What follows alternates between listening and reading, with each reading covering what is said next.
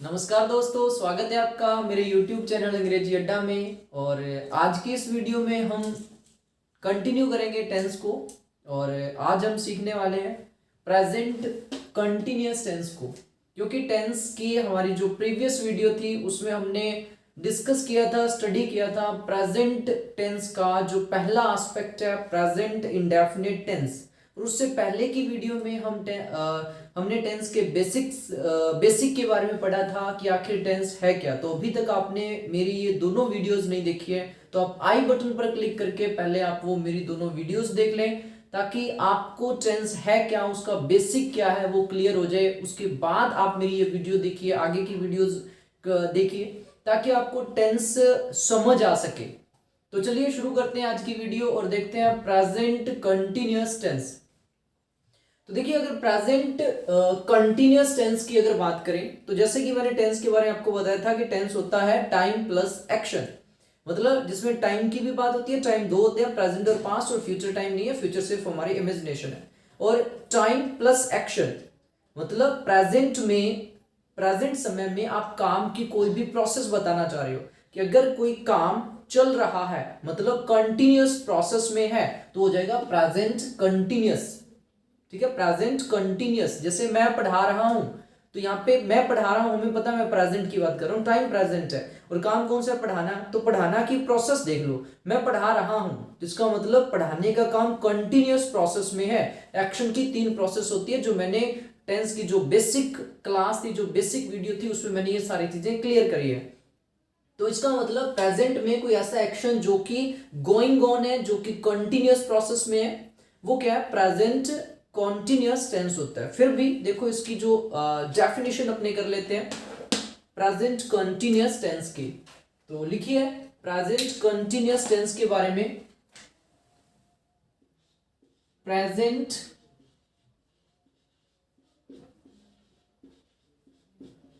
Continuous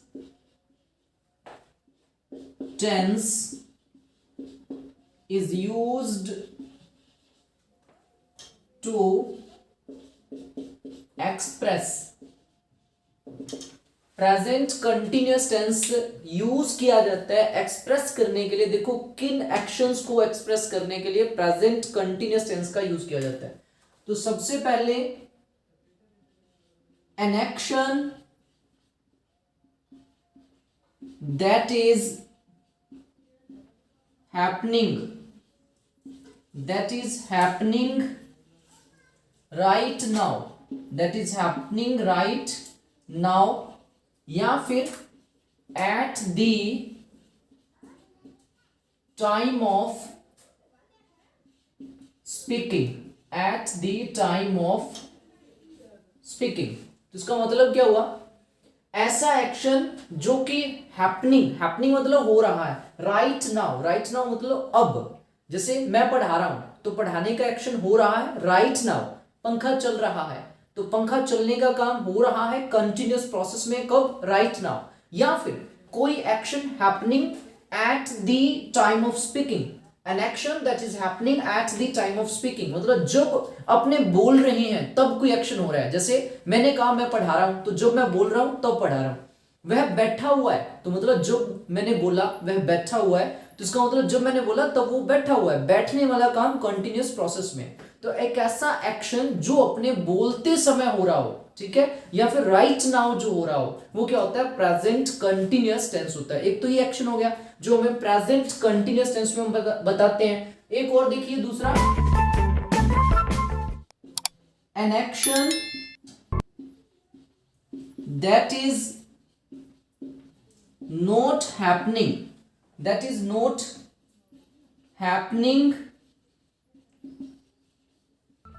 right now, but is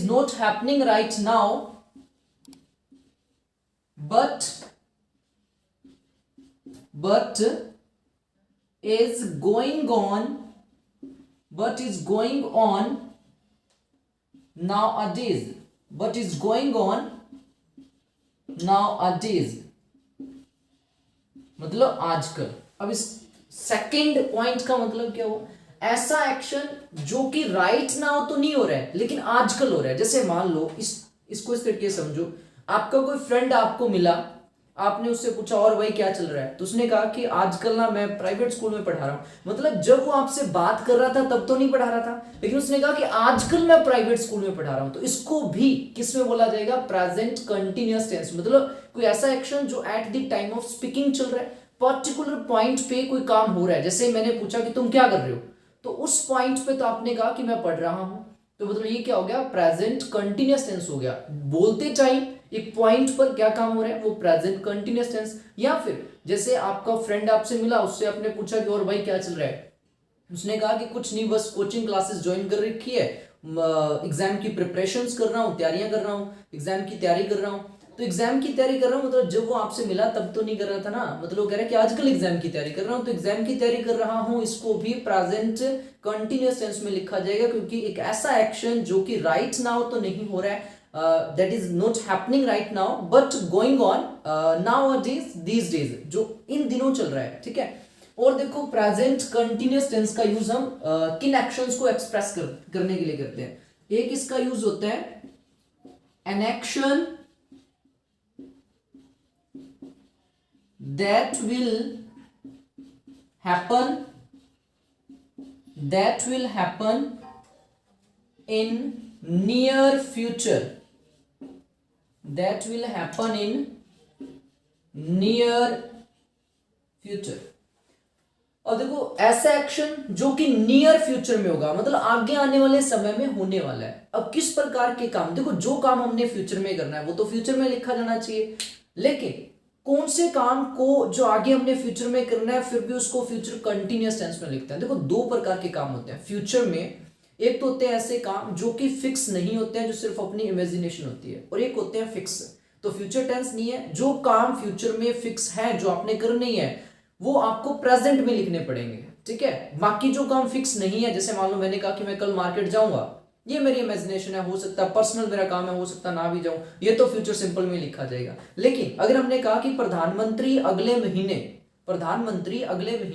Rajasthan आएंगे, तो देखो ये जब टीवी पे अनाउंस हुआ होगा तो उससे पहले प्रधानमंत्री की राजस्थान आने की पूरी जो प्रिपरेशंस है, पूरी जो तैयारियां हैं वो कंप्लीट हो चुकी होंगी, तो उसकी तैयारियां प्रेजेंट में हो चुकी हैं, काम आगे फ्यूचर में करना है, मतलब वो फिक्स एक्शन हो गया, तो लिखा जाता है प्रेजेंट इंडेफिनिट में, प्रेजेंट सिंपल टेंस में। लेकिन अगर कोई काम, चाहे वो आपका कोई पर्सनल काम है जो आपने करना तो फ्यूचर में, लेकिन उसकी तैयारियां शुरू कर दी हैं, मतलब फिर तो लगभग थोड़ा बहुत तो फिक्स हो ही गया, क्योंकि आपने तैयारियां शुरू कर दी हैं। जैसे मान लो मैंने कहा कि मैं अगले साल शादी करने वाला हूं, इसका मतलब क्या हुआ, आप ऐसे तो बोल नहीं दोगे कि मैं अगले साल शादी करने वाला हूं, शादी अगले साल करनी है, लेकिन उसकी प्रिपरेशंस वगैरह आपने शुरू कर दी होगी, कुछ ना कुछ तैयारियां आपने शुरू कर दी है, तभी आप उसको ये कह रहे हो। मैं अगले वीक नई दुकान खोलने वाला हूं, इसका मतलब दुकान की तैयारियां शुरू कर दी हैं आपने, दुकान की तैयारियां वगैरह चल रही है, लेकिन दुकान जो ओपन करनी है वो नेक्स्ट वीक करनी है। तो ऐसा एक्शन जो आपने नियर फ्यूचर में करना है, लेकिन उसकी प्रिपरेशंस गोइंग ऑन है, प्रिपरेशंस बिगिन हो चुकी है, तो उसे भी अपने किस में लिखना होता है, प्रेजेंट कंटिन्यूअस टेंस में लिख, जिसकी तैयारियां पूरी नहीं हुई, जो भी चल रही हैं तैयारियां, लेकिन काम नियर फ्यूचर में होना है। तो an action that will happen in near future but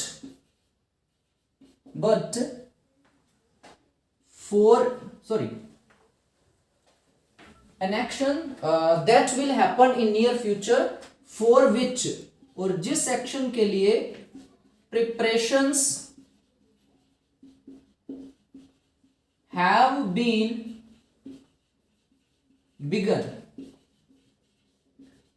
मतलब एक ऐसा एक्शन जो आपने करना तो नियर फ्यूचर में है, लेकिन उस काम के लिए तैयारियां शुरू हो चुकी हैं, ठीक है, तैयारियां शुरू हो चुकी हैं। तो तीन प्रकार के एक्शंस जो है हम प्रेजेंट कंटिन्यूअस टेंस में लिखेंगे, लेकिन मेन याद रख लो कि एक ऐसा एक्शन जो किसी पर्टिकुलर प्रेजेंट के किसी पॉइंट पर गोइंग ऑन है। जैसे हमने पूछा कि तुम क्या कर रहे हो, तो जब मैंने पूछा उस पॉइंट पे कौन सा एक्शन गोइंग ऑन है, कौन सा एक्शन हैपनिंग, मतलब कौन सा एक्शन हो रहा है, वो क्या हो जाएगा, प्रेजेंट कंटिन्यूअस टेंस हो जाएगा। थोड़ा बहुत ये भी हम ध्यान रखेंगे कि कोई एक्शन जो at the time of speaking तो नहीं चल रहा है, लेकिन इन दिनों चल रहा है, तो भी प्रेजेंट कंटिन्यूअस टेंस। एक ऐसा एक्शन जो नियर फ्यूचर में होना, लेकिन उसकी प्रिपरेशंस जो है आपने शुरू कर दी है, वो भी आपका लिखा जाएगा प्रेजेंट कंटिन्यूअस टेंस में। तो ये तीन प्रकार के एक्शंस है जिनके लिए हम प्रेजेंट कंटिन्यूअस टेंस का यूज करते हैं। अब हम बात कर लेते हैं इसके स्ट्रक्चर्स की।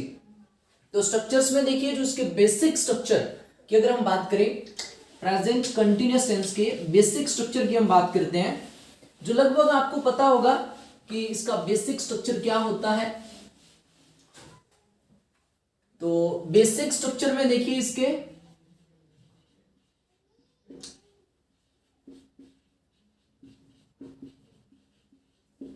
बेसिक स्ट्रक्चर की अगर बात करें तो सबसे पहले अफर्मेटिव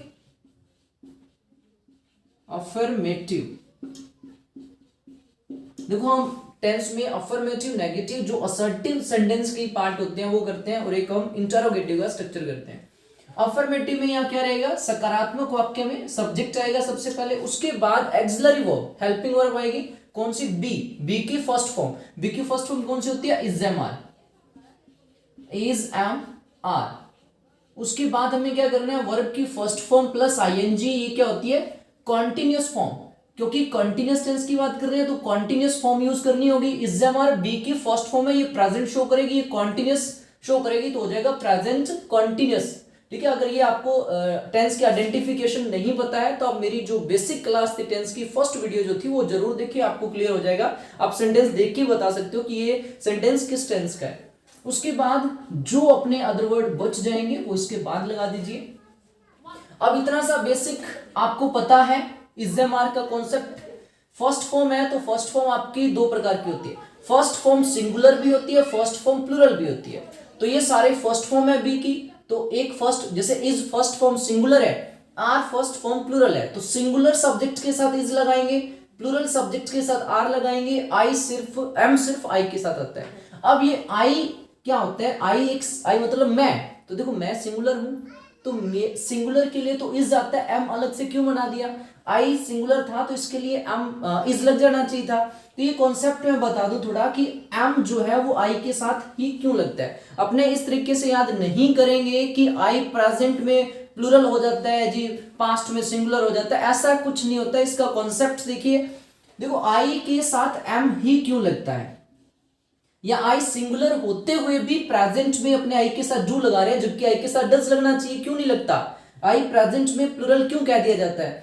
देखो आपको पर्सन्स के बारे में अगर नॉलेज है तो तीन प्रकार के पर्सन्स होते हैं, फर्स्ट पर्सन, सेकंड पर्सन और थर्ड पर्सन। लैंग्वेज जो है, देखो इंग्लिश एक लैंग्वेज है, हिंदी लैंग्वेज है, तो लैंग्वेज क्यों बनाई गई थी, लैंग्वेज किन के बीच में होती है, एक बात करने वाला और एक सुनने वाला, इनके लिए तो लैंग्वेज होती है। तो जो बात करने वाला होता है वो क्या होता है, फर्स्ट पर्सन, और जो सुनने वाला होता है वो क्या होता है, सेकंड पर्सन। तो फर्स्ट पर्सन अगर आपको पता हो, आई और वी फर्स्ट पर्सन है, ठीक है, आई और वी फर्स्ट पर्सन है, और सेकंड पर्सन होता है यू। तो लैंग्वेज में आई का और यू का सबसे ज्यादा यूज होना था। देखो लैंग्वेज बोलता कौन है, स्पीकर, तो फर्स्ट पर्सन हमेशा कौन होता है, बोलने वाला, स्पीकर। तो आई, देखो जो बोल रहा होता है हमेशा अपने लिए क्या यूज करता है, मैं शब्द मतलब आई, तो आई कौन यूज करता है, स्पीकर, और लैंग्वेज कौन बोलेगा, जो बोलने वाला है। तो बोलने वाले ने अपने लिए सबसे ज्यादा यूज वर्ड जो करेगा वो आई करना था, और सुनने वाले के लिए जो उसकी बात सुन रहा होगा उसके लिए यूज यू करना था। इसलिए इंग्लिश लैंग्वेज के अंदर आई और यू के लिए रूल फॉलो नहीं होता, इनका एक स्पेशल ध्यान रखा गया, क्योंकि स्पीकर ने इनको सबसे ज्यादा बोलना था। ठीक है, जैसे मैं बात कर रहा हूं तो मैं आई वर्ड का बहुत ज्यादा यूज करूंगा, मेरे सामने जो मेरी बात सुन रहा है उसके लिए मैं तुम मतलब यू वर्ड का बहुत ज्यादा यूज करूंगा। लैंग्वेज फर्स्ट पर्सन और सेकंड पर्सन के बीच में ही होती है, तो इसलिए इनका यूज सबसे ज्यादा होना था, तो इनके लिए कोई रूल फॉलो नहीं किया गया। मैं बताता हूं कैसे। देखो आई के साथ इज लगना चाहिए था क्योंकि आई सिंगुलर है, लेकिन अब देखो आई इज अ टीचर, इसको बोल के देखो, हमने कहा I is a teacher, I is a teacher, और एक हमने कहा आई एम अ टीचर। ठीक है, दोनों सेंटेंस हमने लिखे, आपको पता है सही इसमें से ये है। ठीक है, लेकिन ये देखो आई के साथ इज क्यों नहीं लगा, आई के साथ एम क्यों लगा, I is a teacher, I am a teacher, I is a teacher, I am a teacher. देखो दोनों को बोल के देखो, आई एम अ टीचर बिल्कुल आसान है, इसके साथ ही मर्ज हो जाता है, बिल्कुल आसानी से बोल सकते हैं, तो स्पीकर आसानी से इसे प्रोनाउंस कर सकता है। आई इज थोड़ा सा डिफिकल्ट पड़ता है, तो स्पीकर का स्पेशल ध्यान रखा गया था, इसलिए आई के लिए कोई रूल फॉलो नहीं हुई। तो लैंग्वेज बनाने वाले को लगा कि नहीं ये आई के साथ इस तो तंग कर रहा है, और फिर उसने आई के साथ आर वो भी तंग कर रहा था, सेट नहीं बैठ रहा था। आई आ रहा टीचर, बोलने में अजीब लग रहा है, बोल के देखो। फिर इसलिए इसने वो एक ऐसा वर्ड तलाश किया जो कंफर्टेबल होके स्पीकर बोल सके अपने साथ, क्योंकि आई ने सबसे ज्यादा यूज होना था लैंग्वेज के अंदर। आई am a teacher, I am a teacher, I M, तो आई एम क्या है इसके अंदर दोनों ये मर्ज हो जाते हैं, एक साथ अपने बोल सकते हैं, बोलने में बड़ा आसान था। तो इसलिए इसके लिए एम बना दिया गया। कोई ये नहीं है कि आई प्रेजेंट में प्लूरल हो गया, प्लूरल नहीं हुआ है। बस ये जब स्पीकर के लिए आई बोला जाएगा तब आई के साथ एम यूज करना है। वैसे देखो आई के साथ वैसे तो डज यूज होना चाहिए था, सॉरी, क्योंकि आई सिंगुलर है तो डज यूज होना चाहिए था, लेकिन आई के साथ नेगेटिव में प्रेजेंट इंडेफिनिट में हमने देखा कि डू यूज होता है। देखो आई डज और I do, I does I do, तो आई डज बोलने में थोड़ा टाइम लगता है, आई डू बड़ी आसानी से बोल सकते हैं। इसलिए आई के साथ हमेशा जो लैंग्वेज तैयार करने वाला था उसने कोई रूल नहीं देखा है, इसलिए आई के साथ जो एम लगता है। अब ये नहीं है कि आई प्रेजेंट में प्लूरल हो गया, प्लूरल नहीं हो गया, उसके लिए रूल ही फॉलो नहीं किए गए, उसके लिए एक स्पेशल एम बना दिया गया क्योंकि बोलने वाला आसानी से उसको प्रोनाउंस कर सके, बोल सके। वैसे यू के साथ हुआ, देखो यू आप देखते हो, यू आप एक जने को भी बोल सकते हैं और दो से ज्यादा जनों के लिए भी यू बोल सकते हैं। एक जने के लिए अगर यू बोल रहे हैं तो यू सिंगुलर हुआ ना, और दो या दो से ज्यादा के लिए यू बोल रहे हो तो फिर यू क्या हो गया, प्लूरल हो गया। लेकिन आपने ध्यान दिया हो यू के साथ हमेशा प्लूरल वर्ब ही आती है, सिंगुलर वर्ब नहीं आएगी। यू इज नहीं आएगा। अगर मान लो एक जने अपने सामने खड़ा है, उसको मैं कह रहा हूं कि तुम एक विद्यार्थी हो, तो यू इज अ स्टूडेंट नहीं होगा, यू आर अ स्टूडेंट ही होना है, ठीक है। क्योंकि यू के साथ भी देखो इज बोल के देखो अजीब सा लग रहा है, you are you is, you are you is, you are, तो इसमें क्या हुआ कि यू आर बड़ी आसानी से बोल सकते हैं। इसलिए यू के साथ, क्योंकि लैंग्वेज में फर्स्ट पर्सन सेकंड पर्सन में सबसे ज्यादा यूज होना था, तो इसके लिए कोई रूल फॉलो नहीं किया गया। यू के साथ हमेशा प्लूरल वर्ब ही लगने है क्योंकि वो कंफर्टेबली बोल सकते हैं अपने। वैसे ही आई के लिए स्पेशल एम बना दिया क्योंकि इस बोलने में थोड़ी सी डिफिकल्टी महसूस हो रही थी। अब जैसे पास्ट की बात करें, पास्ट में वोज आता है सिंगुलर के साथ, आई के साथ भी वोज आता है, क्योंकि आई वोज और आई वर, आई वोज आसानी से बोल पा रहे थे तो ठीक था, पास्ट में ठीक था, मतलब वोज बोल पा रहे थे तो उसने आई के साथ वोज ही रखा। तो ये चीज आपको, ये कॉन्सेप्ट जो है वो समझ आ गया होगा कि आई के साथ एम ही क्यों लगता है, क्योंकि इनके लिए रूल्स फॉलो नहीं किए गए हैं, बाकी सारे सब्जेक्ट्स के साथ रूल्स फॉलो किए गए हैं। तो अब देखिए इसका एग्जाम्पल अपने करते हैं, ठीक है। स्ट्रक्चर मैंने लिखवा दिया, अब इसका एग्जाम्पल देखिए। जैसे हमने लिखा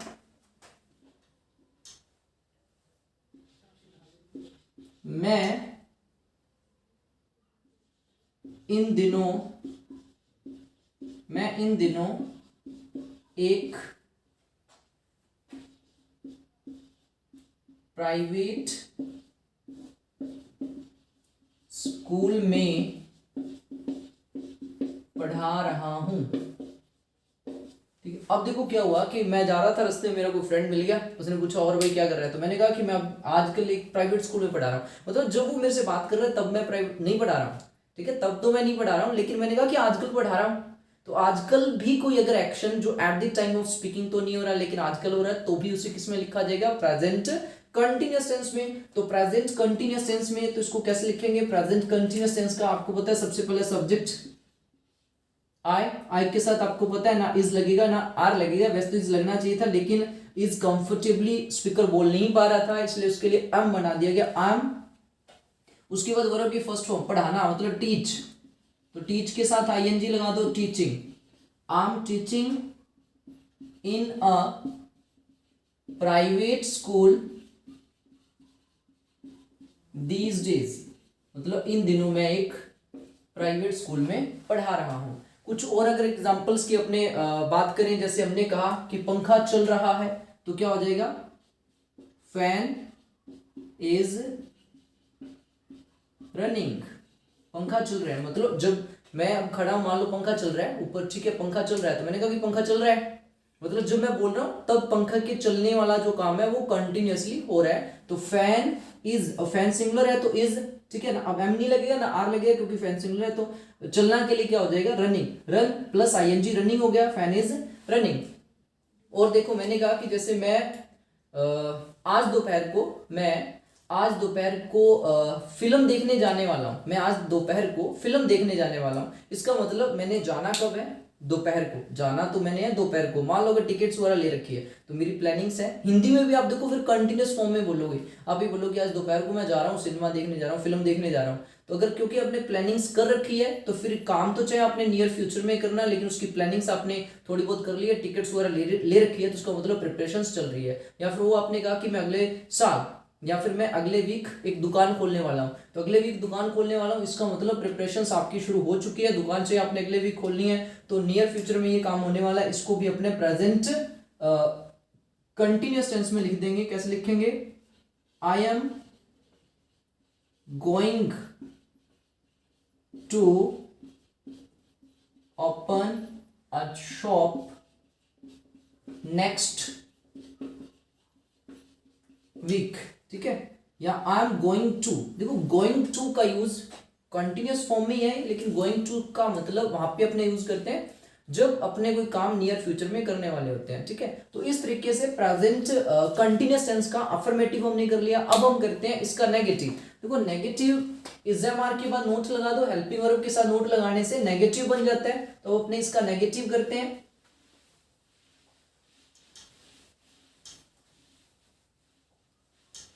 तो नेगेटिव देखिए, नेगेटिव और इंटरोगेटिव।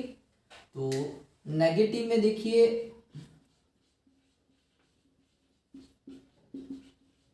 सब्जेक्ट, उसके बाद इज़-एम-आर, बी की फर्स्ट फॉर्म है ये, singular subject is, plural subject are, I am सिर्फ आई के साथ आएगा। क्यों आएगा मैंने बता दिया। उसके बाद अपने क्या करेंगे? वर्ब की first form plus ING plus other word, ठीक है। तो ये स्ट्रक्चर आप नोट कर लीजिए। उसके बाद अपने इसके एग्जांपल करते हैं।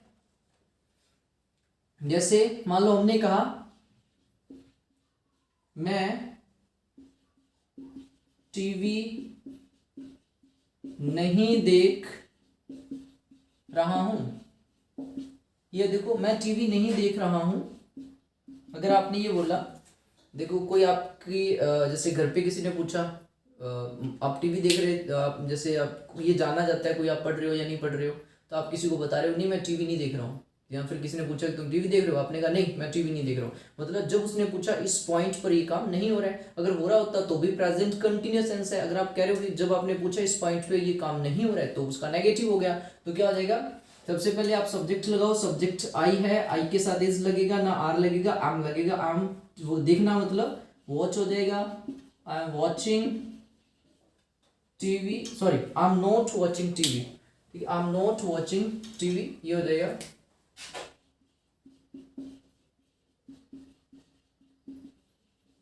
वॉचिंग टीवी, ठीक है। ये नेगेटिव का हो गया। स्ट्रक्चर आपको समझ आ गया होगा। सो यहाँ पे एक नोट लगाना था, रह गया है। तो इज़-एम-आर के बाद अपने नोट जो है यहाँ लगा देंगे, ठीक है। ये नेगेटिव हो गया। इज़-एम-आर के बाद नोट लग जाएगा।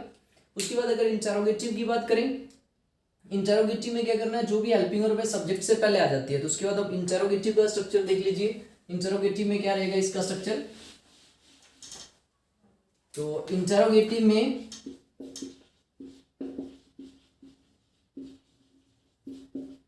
इंटरोगेटिव मैंने बताया था आपको दो होते हैं, यस नो टाइप और एक कौन सा होता है जो क्वेश्चन वर्ड से बनते हैं, ठीक है। एक वो जो क्वेश्चन वर्ड से बनते हैं। इसके बारे में नॉलेज आपको है, बेसिक नॉलेज आपको पता है कि जो भी अपने इंटरोगेटिव क्वेश्चंस होते हैं दो प्रकार के होते हैं। अब देखिए अगर यस नो टाइप होगा या फिर क्वेश्चन वर्ड वाला होगा, दोनों के लिए कॉमन स्ट्रक्चर अपने लिखवा देते हैं।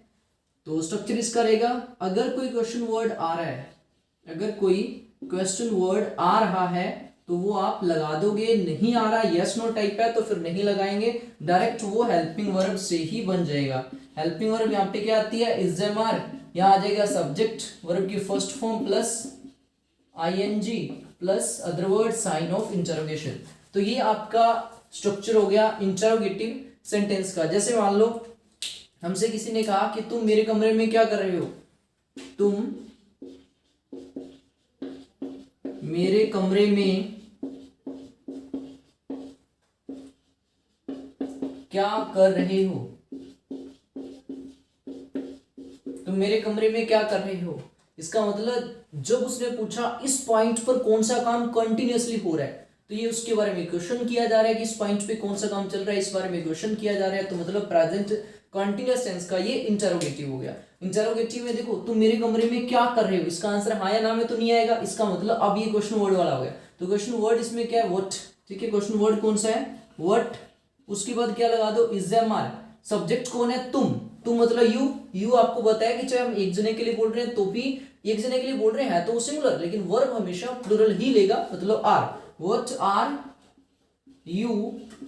ठीक है, यहाँ पे question word what, is am are में से आर, क्योंकि सब्जेक्ट यू था तो आर लगाया। उसके बाद वर्ब की फर्स्ट फॉर्म प्लस आईएनजी, तो वर्ब की फर्स्ट फॉर्म तुम मेरे कमरे में क्या कर रहे हो, तो वर्ब है करना, मतलब डू के साथ आईएनजी लगा दोगे, doing. What are you doing in my room. ठीक है, अगर कोई यस नो टाइप होता, जैसे किसी ने पूछा, जैसे हमने यस नो टाइप अगर कोई क्वेश्चन बनाना है इसका आंसर हाँ या ना में आए, तो तुम क्या तुम मंदिर जा रहे हो।